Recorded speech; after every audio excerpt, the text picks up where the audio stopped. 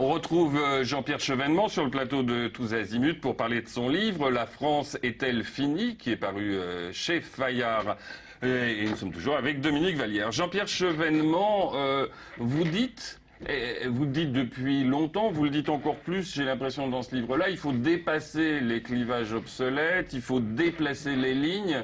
Est-ce que vous pensez que c'est possible en France ?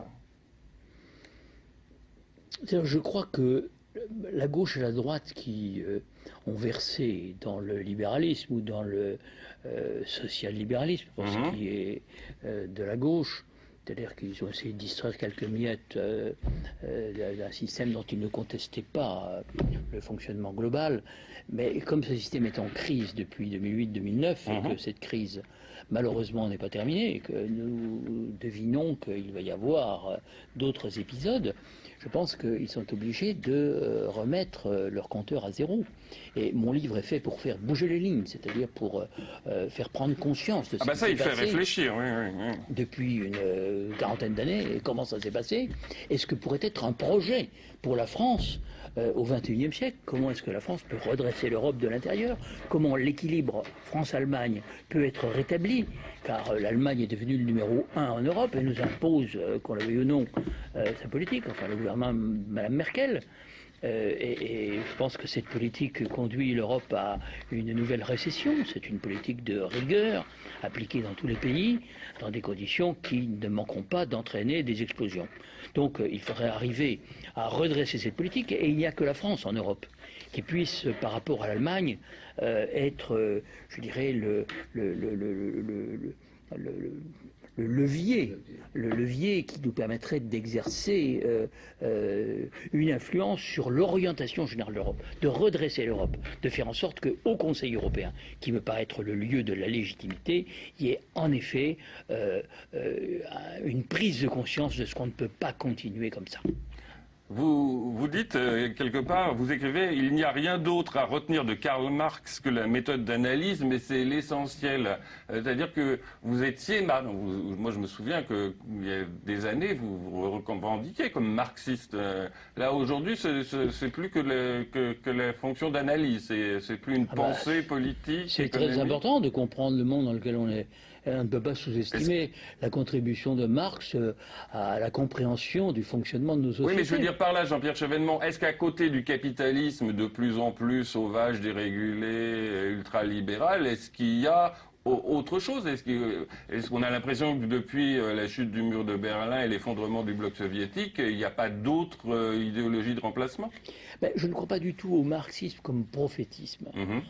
Si vous voulez, je pense que le marxisme ne dit rien, en fait, sur la perspective. Donc je crois que c'est une méthode d'analyse qu'on a pu perfectionner, parce que Marx vivait quand même au XIXe siècle. Donc heureusement, il s'est passé beaucoup de choses. Mais par exemple, l'analyse du capitalisme financier avant 1914, elle est faite par Hobson et Hilferding. C'est un complément remarquable à la théorie marxiste. Et aujourd'hui, je dirais qu'on peut essayer de comprendre le capitalisme financier avec des concepts encore renouvelés, parce qu'on doit toujours chercher à comprendre comment marche le système. Mais pour ce qui est de la perspective d'avenir, je crois que l'idée républicaine nous fournit tout ce dont nous avons besoin. Je dirais que l'exigence républicaine, il suffit de la comprendre, de comprendre aussi la cohérence de l'idée républicaine. C'est le titre d'un livre de Claude Nicollet, qui vient malheureusement de mourir. C'est un livre magnifique, mais qui montre comment la République est une République enseignante, une République qui se confond avec l'école, une République exigeante, une République fondée sur le principe de la citoyenneté, sur un certain nombre de visions qui s'emboîtent parfaitement les unes aux autres et qui par conséquent donnent une force considérable pour ceux qui le comprennent, et qui faisait dire à Clémenceau, par exemple, que la République était une idée toujours jeune. Il disait ça juste avant la guerre de 1914, toujours neuve, et pourtant, la République, elle a commencé en 1792. Oui, mais la République, visiblement, ça conserve, parce que vous êtes toujours jeune, toujours... Enfin, jeune, je ne dirais pas, mais non, enfin, vous êtes toujours convaincant, battant. Et vous prenez tous les moyens pour imposer, enfin pour apporter vos idées. Le livre qui paraît, c'est le 17e, je crois, que vous signez. je ne compte plus. Vous avez un site internet, chevènement.fr, Facebook, Twitter. Vous avez même une application iPhone, Chevènement. C'est vraiment, vous faites feu de toute technologie, si j'ose dire. Sur votre site, on voit beaucoup de vidéos de vos interventions. Et on vous a vu récemment chez Laurent Ruquier, chez Franz-Olivier Gisbert, mais aussi dans d'autres émissions. Est-ce que je vais vous montrer la bande-annonce d'une émission qui a été diffusée hier soir sur une chaîne du câble, et on en parle tout de suite après.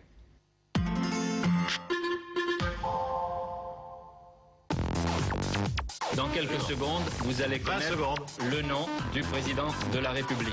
Bonsoir, Monsieur le Président. Bonsoir. Tous les mois, Bruce Toussaint et Caroline Roux proposent à un invité de faire comme s'il venait d'être élu président de la République. Manuel Valls est donc notre premier invité. Vous êtes l'un des plus jeunes présidents de la Ve République. Je crois que c'est plutôt un atout. Est-ce que vous augmentez l'impôt sur le revenu? Tous les Français doivent payer. Moi, j'ai annoncé la couleur des efforts afin d'accroître nos recettes. Et je serai intraitable sur cette question-là. Bonne année 2012. Bonsoir, Monsieur le Président. Inédit, jeudi à 22h15 sur Jimmy. Bonsoir, Monsieur le Président. C'est le titre de l'émission. Jean-Pierre Chevènement. Manuel Valls s'est prêté au jeu. C'était une première. C'est faire comme si on joue à. Est-ce qu'on vous l'a proposé? Est-ce que vous le feriez? On ne me l'a pas proposé, donc je n'ai pas eu le temps d'y réfléchir. Qu'est-ce que vous pensez de ça? C'est de la politique fiction? Est-ce que... Je me méfie un petit peu des situations de pure fiction. Je pense qu'il vaut mieux rester dans le réel. Qu'est-ce que vous pensez de Manuel Valls? Vous le disiez chez Laurent Ruquier, qui n'avait pas tout compris à propos des 35 heures. Oui, parce que les 35 heures n'existent plus. En fait, au-dessus de 35 heures, vous avez 10%, jusqu'à 39 heures, après vous avez 25% de supplément. Ben, vous pouvez faire travailler les gens tant que vous voulez, hein, et vous pouvez décider de travailler si vous voulez travailler, hein, mais le système des 35 heures, avec les compensations fiscales qu'il prévoyait à l'origine, tout cela a complètement disparu. Et Michel Rocard, vous avez lu ses déclarations à propos des 35 heures? Non, je ne les ai pas lus. Parce que lui, il dit qu'il faut faire encore moins que 35 heures, je crois. Oui, je crois qu'il n'a pas raison, parce que vous voyez ce qui s'est passé en Europe. Depuis 2000, l'Allemagne a rallongé le temps de travail, en fait. Ils ont maintenu les salaires, mais en portant la durée du travail, grosso modo, de 35 heures à 40 heures. Dans le même temps où nous mettions sur pied un système complexe de compensation au profit des entreprises qui a baissé la durée du travail. Mais ça s'est soldé à la fin de la décennie par un excédent commercial allemand de près de 200 milliards, tandis que nous avons un déficit de 50 milliards. Donc, les conditions de compétitivité au sein de la zone euro ont été complètement modifiées en l'espace de 10 ans, et l'Allemagne est un pays qui fait 60% des excédents sur la zone euro, pratiquement sur tous les pays de la zone euro, sauf les Pays-Bas, à cause des ports. Mais je dirais, il faut faire très attention. Moi, je suis sur la ligne, nous ne pouvons pas ne pas retrousser les manches. Mais en même temps, je ne propose pas de revenir sur les 35 heures, d'abord parce que ça n'existe plus. Puis je ne propose pas non plus de revenir sur les suppléments et sur les heures supplémentaires. Pourquoi? Au contraire, il faut essayer de donner une certaine impulsion à la politique des salaires, non seulement en France, bien entendu, mais d'abord en Allemagne, parce que les Allemands, ils sont un petit peu serrés la vis, là. Il serait temps que les syndicats allemands se réveillent un peu et que Mme Merkel mette un peu de jus dans le système, parce que ça aiderait aussi tous les autres à retrouver leur équilibre. Elle n'est pas facile, Mme Merkel. À propos de Michel Rocard, Dominique, vous vouliez nous parler Non, à propos de Michel Rocard, de son duo. C'était juste pour l'anecdote, parce que j'ai regardé un débat, je suis déjà un petit peu âgé, donc maintenant je ne regarde pas d'Éric, mais j'ai regardé ça. J'ai regardé un débat qui a eu lieu tout récemment à propos du livre qu'ils ont écrit ensemble, et la politique telle qu'elle meurt, de ne pas être. De ne pas être. Voilà. Oui, c'est pas simple. Ça, c'est vraiment un titre qui a été choisi par Michel Rocard. Ça veut dire qu'on comprend rien. C'est non, ça. mais je reconnais Non, son mais vous voulez style. dire qu'on comprend rien. Mais non, mais cela dit, Michel Rocard, effectivement, je sais que c'est pas forcément votre tasse de thé, et puis c'est vrai qu'il n'est pas toujours très clair dans ses propos, comme moi-même d'ailleurs à l'instant, mais j'ai vu ce débat entre Juppé et Rocard, puis ils ont écrit ensemble, et ils parlaient tous les deux. Et je trouve que ça fait plaisir quand même, à notre époque, comme vous d'ailleurs, en effet, d'avoir affaire à des hommes politiques intelligents. Est-ce que c'est pas Et justement bien élevés, comme vous le souhaitez pour les enfants, mais ça commence là justement en effet, et des hommes politiques intelligents et bien élevés, même si les idées ne sont pas celles qu'on... Je trouve ça assez formidable, j'étais assez ébloui, c'était un vrai plaisir. Eux, ils dépassent les clivages plaisir. obsolètes, Voilà. vous trouvez, Juppé et Rocard, ou en étant quasi d'accord sur tout, ou presque? Oh bah, c'est pas parce qu'ils sont d'accord entre eux que je serai d'accord avec eux. Ah bah ça, je m'en doute. Sur un certain nombre de sujets, je serai Non. même en désaccord. Les idées qui sont exprimées, par exemple, sur le désarmement, me paraissent fausses. Sur le plan économique, je ne les paie pas du tout sur la même ligne. Je pense que Michel Rocard s'est fait connaître comme un turiféraire du marché. À une époque où les idées de Milton Friedman étaient à la mode, ça ne me paraît pas très méritoire. François Mitterrand, qui avait le sens de la plaisanterie, l'a nommé ministre du Plan. D'ailleurs, Rocard n'a pas fait que de mauvaises choses. Il a fait les contrats de plan État-région, qui était une bonne chose, et qu'on aurait tort d'abandonner, qu'on est en train d'abandonner. Donc, Michel Rocard, il a fait des choses qui n'étaient pas bêtes. J'étais dans son gouvernement, donc je ne devais pas être en désaccord sur tout avec lui, mais je veux dire que j'ai été choisi par François Mitterrand comme ministre de la Défense avant même que le gouvernement soit formé. Donc je savais que je serais ministre de la Défense. François Mitterrand m'a demandé qui je préférais comme Premier ministre, si c'était Rocard ou Bérégovoy. Et je lui ai répondu, choisissez celui dans lequel vous avez confiance. A-t-il vraiment suivi mon avis? Je ne le crois pas. D'ailleurs, je le lui ai donné sans penser qu'il le suivrait vraiment. Dominique faisait référence tout à l'heure à ce que vous disiez par rapport à l'éducation. Vous vouliez parler des sauvageons, j'imagine. Ça m'amène à parler de votre goût du langage, et pas toujours bien compris d'ailleurs, parce que les sauvageons, ça ne veut pas dire ce que les gens comprenaient. C'était pas des petits sauvages, c'est des greffons, c'est ça? Oui, c'est un vieux mot français qu'on trouve déjà au XIIe siècle. C'est un arbre non greffé. Donc, quand l'arbre n'est pas greffé, il court quasiment à même le sol. Eh bien, un enfant qui n'est pas éduqué, qui n'est pas pris en main par ses parents, qu'on colle, par exemple, devant la télévision, excusez-moi, pendant des heures, il confond le réel et le virtuel.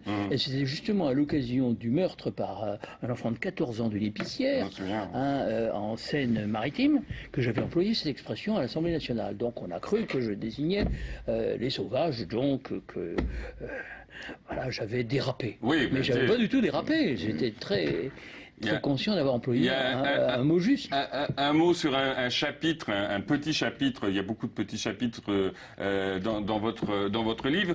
Expliquez-nous ça. Quand les socialistes font voler les coccinegrues. Alors c'est quoi des coccinegrues? C'est dans Rabelais. C'est un mille-pattes, mais qui vole très haut dans le ciel. Donc les gens regardent les coccinegrues, ce sont des animaux fantasmatiques. Donc quand ils font voler des concepts qui ne mériteraient pas d'être vraiment mis en circulation. Dominique? Maintenant, juste à propos du langage aussi, et puis de la télévision, au bout du compte, vous étiez dans l'émission de François-Olivier Gisbert, justement, quand le fils de Bedos, Nicolas Bedos, a fait une chronique qui a fait un peu scandale, qui était excessive, etc. Alors vous, qui êtes plutôt un homme bien élevé, visiblement, sérieux, sans pour autant que vous manquiez d'esprit, mais enfin l'esprit et l'humour, c'est pas la même chose. Qu'est-ce que vous pensez de tous ces humoristes, caricaturistes, moralistes aussi d'ailleurs, car non, ça court les radios et les télévisions et les journaux, ces gens-là, comme Bedos d'ailleurs. Qu'est-ce que vous en pensez? Est-ce que vous trouvez que ça apporte quelque chose, ou est-ce que c'est pas le contraire? Est-ce que ça ne ridiculise pas la politique et les politiques eux-mêmes? Oui, parce que cette mauvaise éducation, d'une certaine manière, sous prétexte d'idées. Dominique, laissez répondre, monsieur Chevènement. Non, je crois que vous avez raison. C'est un mélange des genres, d'autant que ces humoristes ne sont pas dépourvus d'a priori politique. Voilà. Et que, à travers un humour dont la qualité est variable, ils laissent quelquefois transparaître leurs préjugés ou leurs animosités, ou peut-être, mais ce n'est pas toujours le cas, quelquefois ils sont drôles, mais je préférerais qu'on sépare les genres, et que... Alors pourquoi est-ce qu'on transforme les émissions politiques en émissions d'amusement? C'est une dérive regrettable, mais je pense qu'une république citoyenne devrait respecter davantage le citoyen et par conséquent ne pas l'inciter à confondre politique et divertissement. C'est pas tout à fait le cas, parce que Arlette Chabot, c'est pas vraiment franchement la franche rigolade. Je veux dire, là on parlait de François-Olivier Gisbert ou de Laurent Ruquier, sont des talk-shows où ils reçoivent aussi des hommes politiques qui se prêtent au jeu en même temps que des écrivains, des romanciers, des chanteurs. Bon, c'est le mélange des genres, quoi. Non, mais le mélange des genres, ça permet, sûr. le mélange des genres, ça permet aussi à des hommes politiques de toucher un public différent de celui des téléspectateurs des émissions strictement politiques, qui est parfois pas tellement... C'est vrai, mais ça suppose que vous mettiez à la portée d'un public qui appréciera essentiellement des chanteurs, des humoristes. Ça implique vraiment un très gros effort pour se mettre à la portée de ceux-ci, en même temps que de ceux qui accordent un intérêt à la marche des idées. Donc je suis partagé. Vous avez raison, mais... jusqu'à un certain point. Écoutez, en tous les cas, moi, on va revenir pour une dernière partie avec vous, Jean-Pierre Chevènement. Je conseille à tous les gens qui s'intéressent au monde dans lequel ils vivent, tout simplement, de lire votre livre, La France est-elle finie? Et on va donner la réponse tout à l'heure, paru chez Fayard. Et c'est vraiment très, très passionnant. Et je voulais juste vous dire que ça m'a donné envie rétrospectivement de vous avoir eu pour prof. Voilà. À tout de suite.